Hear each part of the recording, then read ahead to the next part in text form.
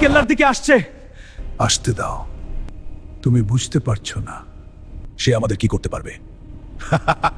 পালিয়ে এলে তোমরা কেউ বাঁচতে পারবে না। তুমি আমার একমাত্র ছেলে। আমি তোমাকে হারাতে চাই না। তাহলে আমি কি করব বাবা? আলী যা বলে তা শোনো, তাহলে দুনিয়াতে থাকতে পারবে।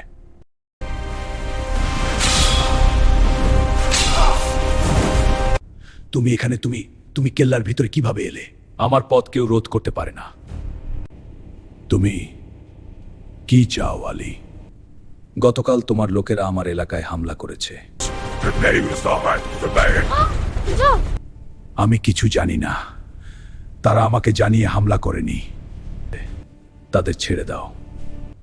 আর যারা তাদের তুলে নিয়ে এসেছে তাদের আমার হাতে তুলে দাও। আমি তাদেরকে তোমার হাতে তুলে দিব। যা ইচ্ছে করো, কিন্তু আমাকে ক্ষমা করো না। তোমার নাম শুনলেই সৈন্যরা ভয় পায়। আজ থেকে কেউ আলীর সাথে যুদ্ধ করবে না।